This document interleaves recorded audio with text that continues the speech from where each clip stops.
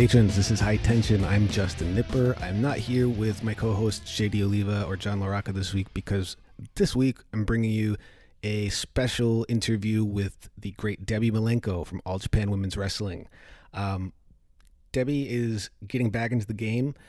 She has an MMA fight in about 2 weeks from now, and in July she'll be wrestling with CWF Championship Wrestling from Florida in their new relaunch that they have going on.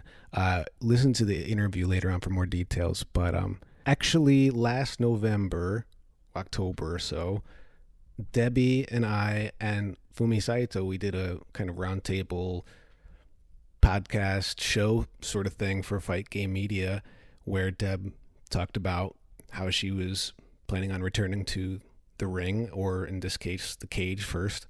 And we got a nice update from her this week, so let's just jump right into it.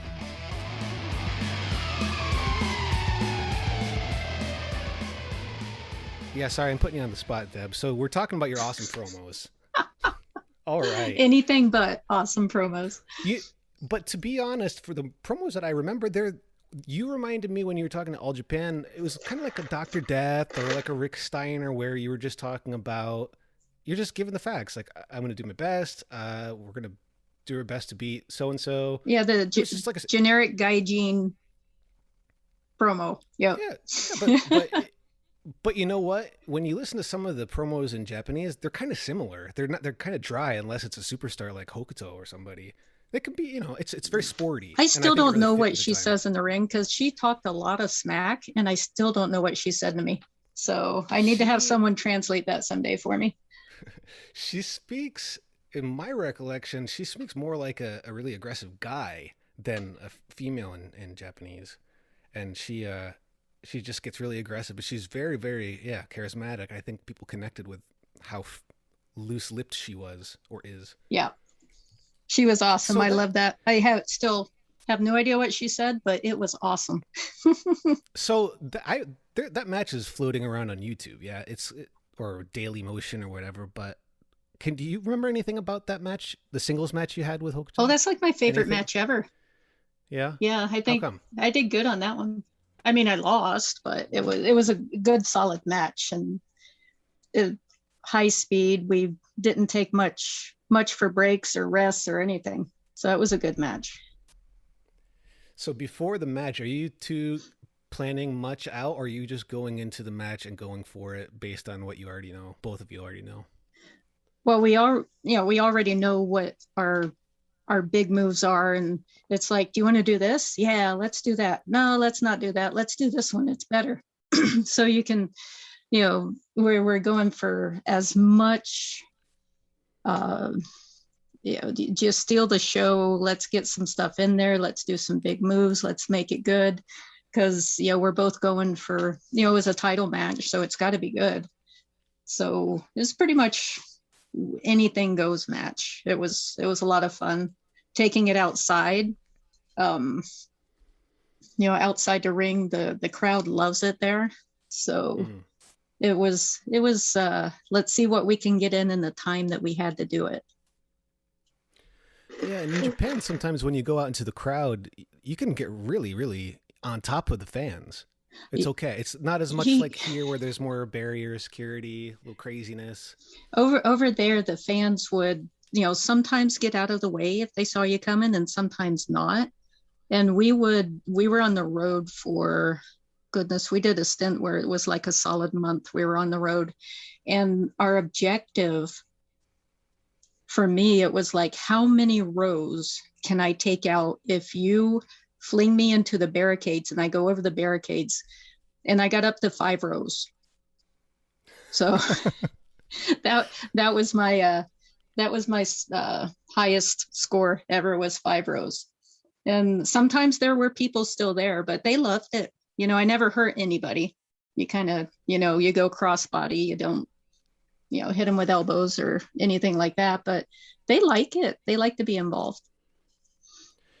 You didn't go full Stan Hansen or Sabu on them, did you? Where you just clock them straight up? No, but we were doing an outside show in the summer, and we were on the road, and It was Aja and Bison in a tag team match, and I can't remember who they were against. But Aja took somebody out into the crowd and was just, you know, dragging them by the hair, slamming them into chairs, and you got dividing crowds, and just going through, just clearing it out. And this guy grabbed her boob. Ooh. And she let go of the girl she had a hold of and cleaned his clock. It was it was amazing to watch. And of course he got booted out, but yeah, she that was the only time I've ever seen someone in the crowd get hit on purpose. But do you remember where that was? Was that in Tokyo? No, it was in one of the outside. We were on the road at the time, so we were in an outside parking lot in a small town. I can't remember where it was. Too many chair shots to the head, but I remember I remember her dragging that guy around the whole place. It was amazing. Mm-hmm. Oh yes, he did.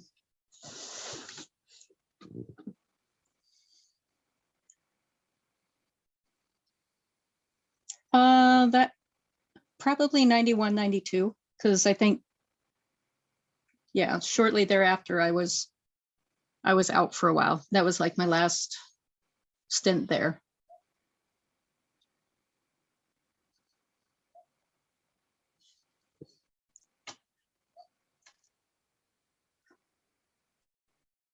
Recently, now, just in general, I mean, do you pick up any, I guess, what are the main differences that you're seeing? And we can just make it talking about women's wrestling, but if you want to include all wrestling, that's fine too. But what are the biggest differences that you're seeing in general from back when you were active in the 91, 92 era compared with today? Because I know you just were at WrestleMania, and I know you weren't, not WrestleMania week, and there were lots of different shows there. I know you were a social butterfly, so you didn't see too much. I did make the rounds, yes. But yeah, in general, what comes to mind, the big differences in wrestling styles and anything else that comes to mind? So in Japan, from when I was there in the 90s to the last time I was there, which was about 4 years ago for Yoshida's retirement match. Mm-hmm. Yeah, the companies have changed. The big companies have split. Like there is no All Japan Women's anymore. Right. But there's a handful of smaller companies. So the crowds are smaller, the venues are smaller. It's just it's a lot different that way. So the atmosphere is a lot different. It's not the big show every week like it was with the big companies. I mean, it's still fun. It's still intimate with the wrestlers. Everybody knows everybody from the different companies because they probably worked with them before someplace else in the past. And it's just a different, it's almost like an indie vibe over there now. The more, independent wrestling, almost like it is here. So you got your WWE, you got your AEW, then you have all your independents. In Japan, it's more like just the independent scene. You got Stardom, which is putting on a lot of big shows, but with the whole COVID thing, it's dialed back now too. They're not getting a lot of foreigners in, but just talking about the women's companies, that's probably the only large company that's there. I could be speaking wrong, but that's what it seems like to me. I would agree. Stardom, yeah. I mean, Stardom they have the most in terms of budget and in terms of talent, like full roster talent. And I know that now they have Bushiroad money. Bushiroad is the game company that also owns New Japan. So, and they did a show at Budokan. It was like a social distance show, but it was still their first show there, and a couple thousand people came. So, yeah, definitely, they're definitely the number one women's company in Japan, if not the world, at the moment. But to me, the style of wrestling in the ring, of course, it's great, and it still gets better, but it's still different from when you were wrestling. I think to me, it comes off more as like interpretation of guys wrestling in modern age? Well, when I was there, something I learned that they were taking inspiration from American men's wrestling. So that was, of course, back before YouTube videos. They would get the VHS tapes and they would watch American men's wrestling and they would mimic their moves. And that's why some of their moves, we do right-handed, they do left-handed because they were watching it on TV. Mm-hmm. So that's what Kyoko Inoue and some of the girls would tell me is that's where they were getting their moves from and trying to be more American style wrestling. And that's where they were getting it from. Mm-hmm. So what were some other highlights from WrestleMania weekend when you were up in Florida last month? So I did not go to WrestleMania, but I did WrestleMania week, excuse me. Yeah. But I did. Not I don't know how to call it. Like WrestleMania week. Yes, it was WrestleMania week. It was the huge Florida wrestling extravaganza. Yeah. I like it. Everybody that's anybody was there. So I went to. I was not there, ladies and gentlemen. Well, I'm sorry. Just kidding. Sorry to interrupt. Go ahead, Debbie. Well, I caught up with a bunch of old friends, which was wonderful. I had a blast. Ricky Santana, the Cuban Assassin, Frankie Reyes, Sergeant Slaughter, just Barry Horowitz, all the old school, Florida, legends. They were just hanging out, signing autographs for people. We were at the Wrestle Stock, which was WrestleCon was a couple miles down the road. So you had all these different venues. People were going back and forth. And it was just catching up with a lot of old friends was really nice. And then I met some new people. The CWF, which is the Championship Wrestling from Florida. They're, it's almost like getting the band back together. They're starting up again. And that was the old, it actually had different names over the years. It was Florida Championship Wrestling from Florida. So it had different titles over the years, depending on who was actually running the show. But it stopped after a while. But they were able to get the rights for the name and start the company up, and they're going to start doing promotions and actually, go back to where it all began in Florida, which was, that was like the Mecca. All the good wrestlers were there at one point in time. You got your Georgia guys, your Texas guys, everybody that's anybody basically wrestled there. So, Anderson's, Flair, you name Dusty. It. Yeah, Dusty, Von Erich. Mm-hmm. Yeah. So I'm excited about that. Now, when you were growing up in Florida, did you have any memories of Championship Wrestling from Florida? Yeah, the Sportatorium. Mm-hmm. Yes, going there, watching that. That was probably the funnest nights out that I had, was going there and just watch. It was one of those things. It was there was kind of a low point in the ceiling in the venue.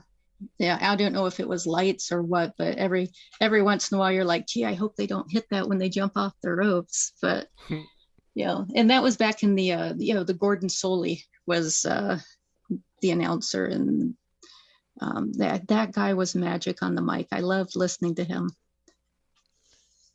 He was my first real kind of experience watching Gordon Soley was actually on an old New Japan tape. It was this tape I rented from a video rental store. It was like it was like Superstars of Japanese Wrestling or something.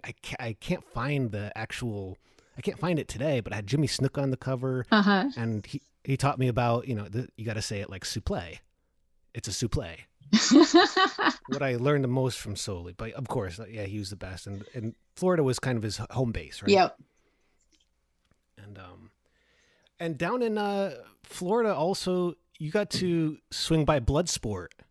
I that hybrid Bloodsport event I hosted by Josh Barnett. did. I was so pleasant. It was outside, and it was at the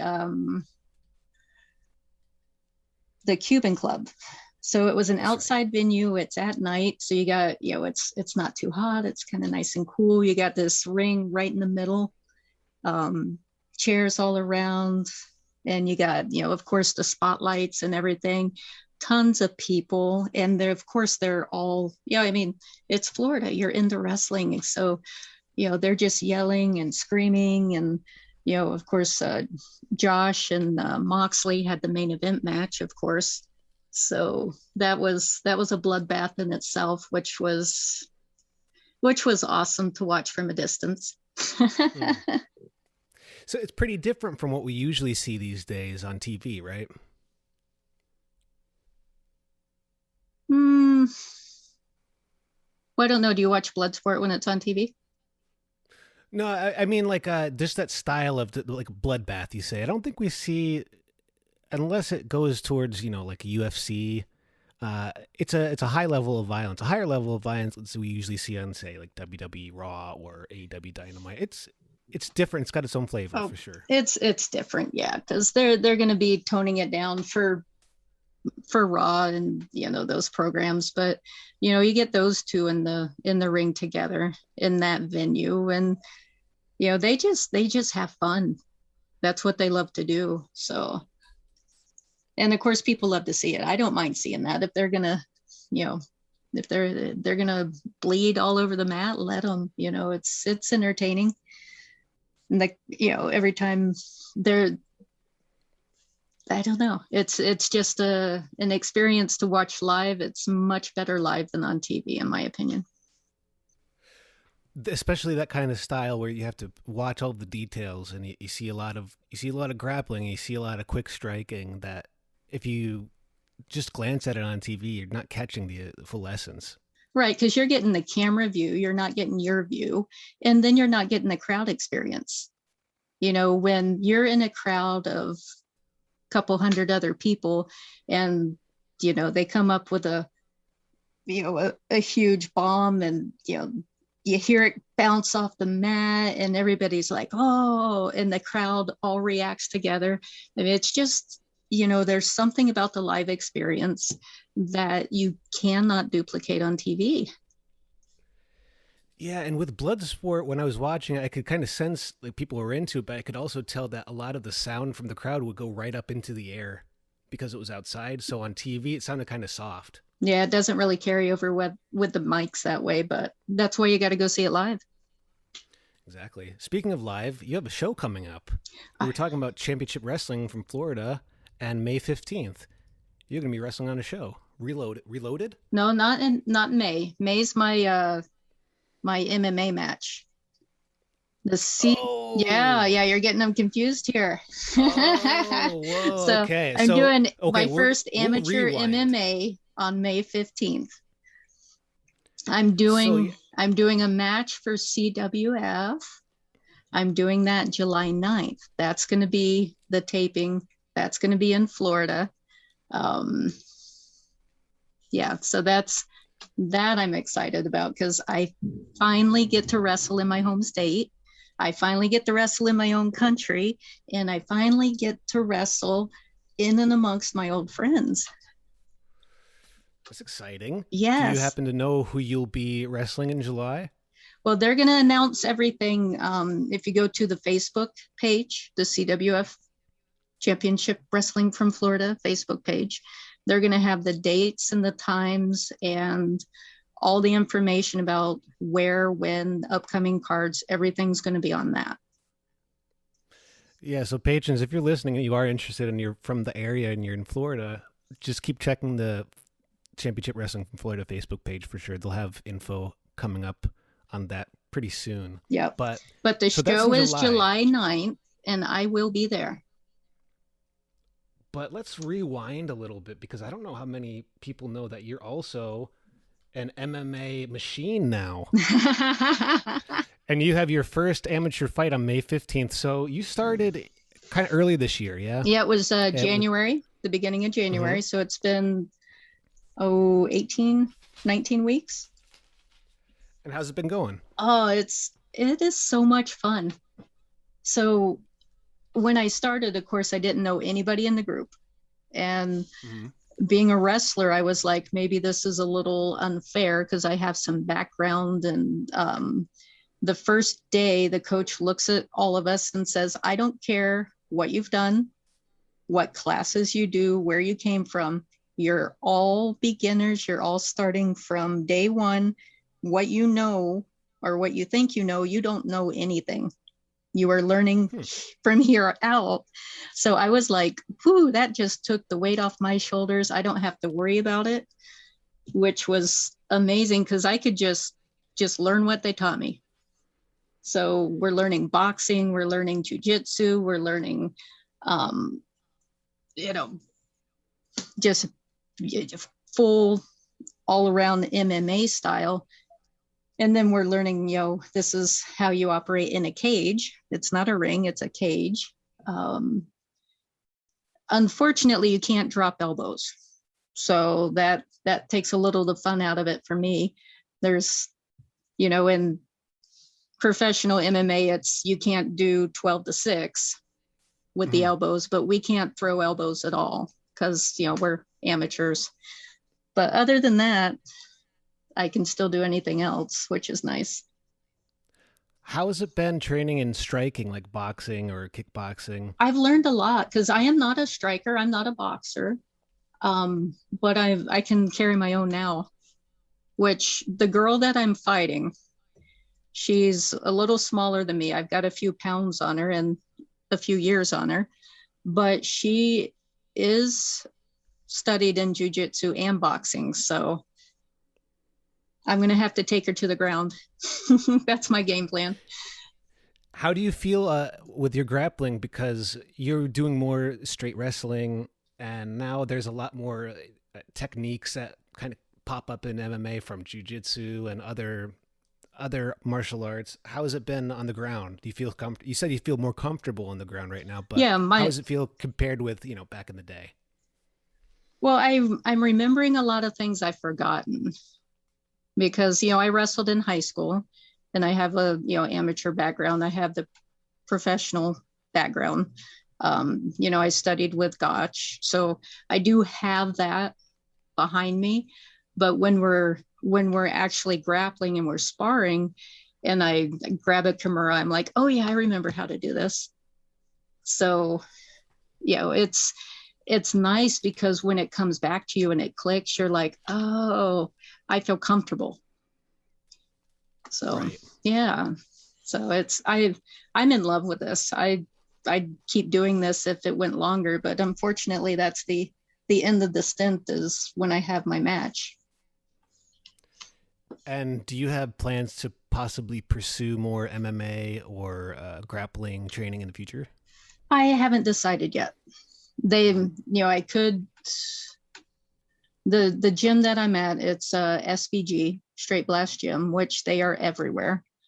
They do have programs for striking and programs for jiu-jitsu and, those things. So I've considered maybe just plugging in and keeping going, but we'll have to see how things turn out, see how busy I am with wrestling. And what's the main, if there is any reason why you wanted to do MMA now, what got you into it now of all times? It was a funny thing. A friend of mine at work, she goes, hey, they have this, giveaway where, if you want to be in the program, you do have to pay for it. And it's a 20-week program where they teach you everything and then you have your fight. Well, on Facebook, they had a free giveaway where you just, put your name in and they'll draw a name and one person will get a free ride on it. And I was like, oh yeah, I'll put in for it. And I actually got drawn. Wow. I know. So this is free? This is free for me. Oh, cool. Yeah. So I get to punch people in the face and don't have to pay for it. And you might eventually get paid for it. How cool is that? I don't know that anybody will hire me as a professional MMA, but Hey, you could be as loose-lipped as you feel like in Viking media. Okay, so if there was anybody from All Japan from 91, 92 era that you had to fight in an MMA match, who would you choose? To fight or to not fight? Either, I suppose. I did have to do a boxing match with Bat. I can never say her last name. Not Yoshida. Yeah, I know who you're talking about. Yeah. Yoshida? Bat Yoshida? Yoshinaga or something. I'm horrible. I can't remember. I know she has short hair. She wore the gi pants. She was kind of like a kickboxer. Yeah, right? exactly. Yeah, she broke my nose. So. Oh wow. Yeah, well, she's a legit striker and kicker. So, yeah. And at the time, I was like, why am I boxing her? It was one of those matches where it was in my first time going over, not speaking the language, and they put me in the ring with her, and I wasn't real clear on what I was doing. So. And what was how did they get you to do that? Well, you work for the company, and they say get in the ring, you get in the ring. That's. Wow. Yeah.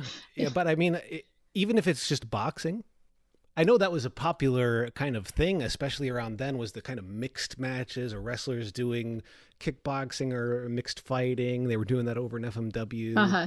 And I think they were probably trying that out. I mean, she didn't kill me. I just caught a kick to the face once. So. Wow. So you were doing MMA before UFC was even around. Before it was cool. Yeah. Way before it was cool. Bat Yoshinaga. That's it. Thank you. Wow. I don't know if she's still active, but maybe you can have a rematch someday. Get her back for the broken nose. Oh, I don't know if I'd want to. She's hardcore. I love that girl. She was awesome. She was one of the nicest people too. Yeah, I was going to ask about that. What are some of the other nicer memories that you have? It doesn't have to be in the ring, or just when you were in Japan, what were some of the kind of memories that people wouldn't assume or think that you would hold close to you, but that there are these experiences that were in fact so special to you? What are some that you can maybe share with us? Well, basically just getting to know the girls. We would, after the shows, we'd get on the bus, go to the next town. And, they were always like looking out for me, like, come over here, we're going to this place to eat, or, grab your things, we're going over here. So I felt like the adopted child, like, okay, let's bring her with. And so it was really awesome to be around the whole group because they were really nice people. I can't remember what town we were in, but we're in a town where there was the Yakuza, and they took a number of us out to supper after one of the matches. So we're sitting around this round table, and of course everybody's chit-chatting, and I look over at the guy sitting next to me, and he's missing a digit. And I turn the other way, and I think it was Toyota. I look at her, and I look at my hand, and I look at his hand, and she looked at me, and she was like, "You don't say a word." And I'm like, "Well, I won't." Because when they lose face, that's one of the the things that they do. So I brought no attention to it, but it was a fun night. It was an awkward night because you're sitting there with the mafia. But they brought out all this different food, like had no idea what it was. There was sushi. There was, I think it was sea urchin. I'm not sure, but they dared me to eat one of these things that came out on the platter, and you can't turn down a dare. So it was the most disgusting thing I ever had in my life. You bit into it and it just squished and oozed. Oh, yeah. And I think it was urchin. What color it was? Do you happen to remember the color? Like a purple, maybe. So sea urchin, I think we might have eaten the same thing, but I also forgot the name of this, but I don't think it's sea urchin, because sea urchin's usually it's more like it looks cheesy. Oh, but yeah. This one that this I was think like you might be talking gelatinous. about, I think it may, oh my gosh, I forget the name of it, but I think it's supposed to be some kind of like fish sperm. Oh, that's disgusting. That's worse. Yeah, Sorry, thanks. Deb. Thank you. Thank you for that. Hey, I did yeah. too. I got tricked into it too. Max Sensei, my jujitsu trainer, he's like, him and another guy were like, we're going out, we're drinking, you got to eat this. I'm like, why? Okay, I'll try it. It was very fishy. It was very like gelatinous. Yes, and it just kind of chalky. Oh. Yeah, so yeah, not patrons, good. But if you're ever in Japan, don't eat it. Only on a bet. I mean, apparently it was a good thing. Everybody was raising their drinks and, kanpai and let's drink and pat me on the back. So apparently it wasn't a bad thing for them, but oof, yeah. How were you with the rest of Japanese food when you were over there? Could you handle some guys and girls can't handle it? Oh, I loved it. Have their own diet. Yeah. Yeah. That's one of the things I really miss is the food. Even the what are the stinky beans with the natto? It smells horrible, but man, that's good stuff. I like that. You know what? That's actually getting slightly popular over here. On like my brother's a health nut, and he likes. I don't know if he eats it regularly, but he's the one who asked me if I ate it over there. So I was kind of surprised. I didn't think that was very popular, but you're right. Like all the athletes, they love natto. It's very healthy. Fermented soybeans. Mm-hmm. You put it on rice. It smells it doesn't smell like food. It smells rotten. Just rotten. It smells kind of like paint thinner. Yum. Oh, and I just looked it up. Shirako. I believe what you might have eaten was shirako. Which is a kind of, it's raw or cooked sperm of codfish. Oh. So I didn't know we were going to get so R-rated on this podcast today. Jeez, Shirako. Yeah. Oh, I'm just looking at it. I'm just getting, okay, we're going to close that out. Okay. So yeah. More tequila for me, I think. Yep. Would you ever like to go back to Japan for another match? I go back in a heartbeat. Yeah, I love it over there. If there's one thing that you kind of want to do or prove or kind of show off because it's been a while, what would you want? Like, what would you want fans to kind of see from you, where you're at? What would you want to express or showcase? Here or there? There, but if there's another answer, go for it. Here is okay too. Well, here nobody really knows me. I wrestled in Japan. I wrestled in Florida a very short time before I went to Japan. So unless, you caught Suncoast Pro Wrestling or, something like that, people don't really know who I am. The only people that know me are pretty much people that I worked with or hung around or trained with. So I would like to make a name for myself here in the States and just, this is me, I'm a Malenko, here I am.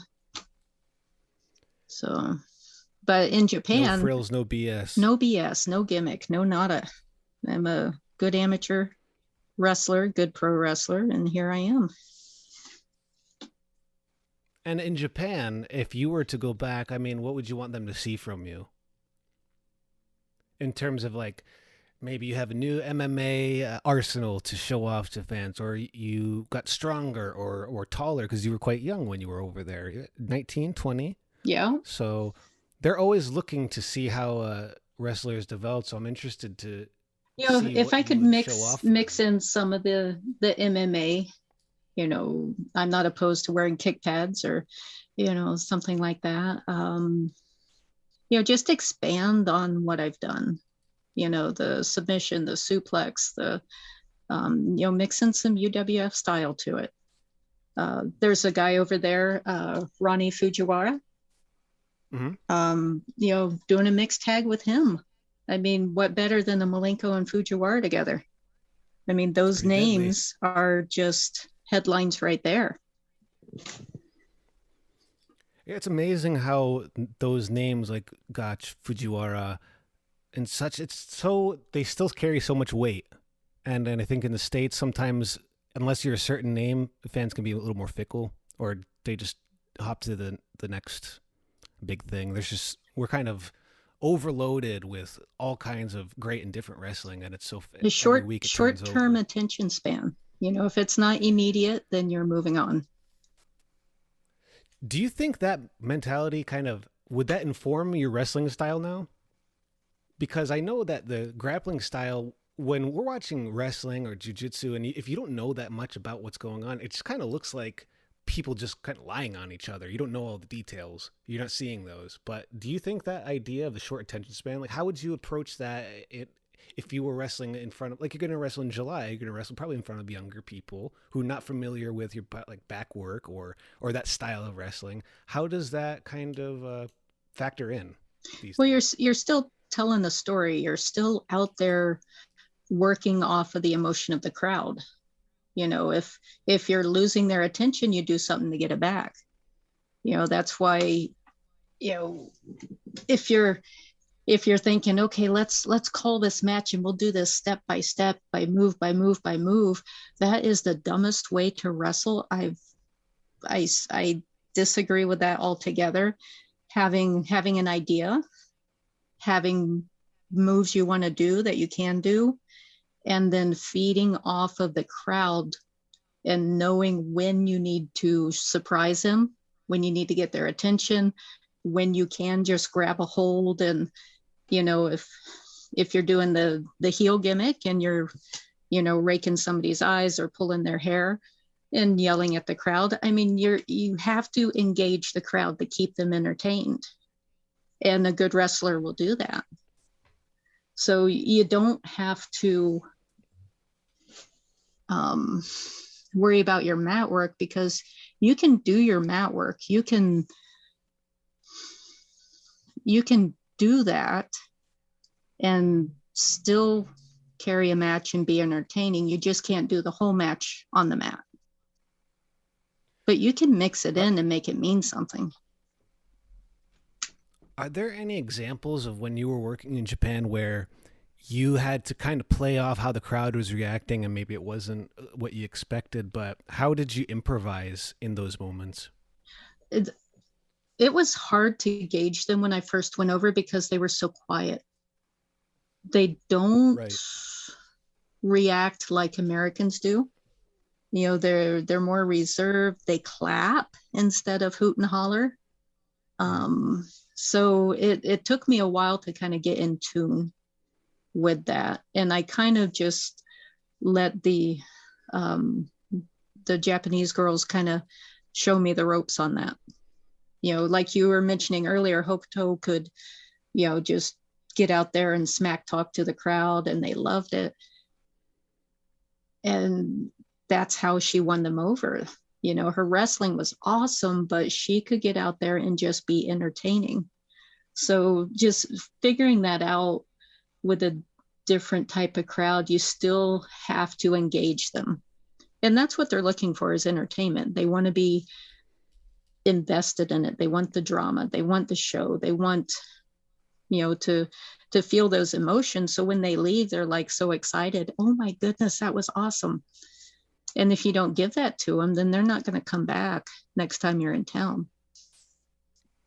Yeah, and like you said, the crowds act differently and they do start off quite, reserved or quiet, but on the other hand, if you're doing everything right, they can become the loudest crowds that you've ever heard. Right. So it really seems like it's a great indicator of how you guys are doing when you're in the ring. If they're going crazy, you're definitely doing something right. Here in the States, for example, it could be hard to gauge that because sometimes crowds are always crazy and sometimes they're not. You really got to, it's just a different game, it seems like. I think you can still, if you're in tune with them, you can still pull them out of themselves. You can still entertain them. Yeah, it seems like you really have to stay in tune the whole time. Yeah. And if they hate you, make them hate you more. Yeah, Insult them.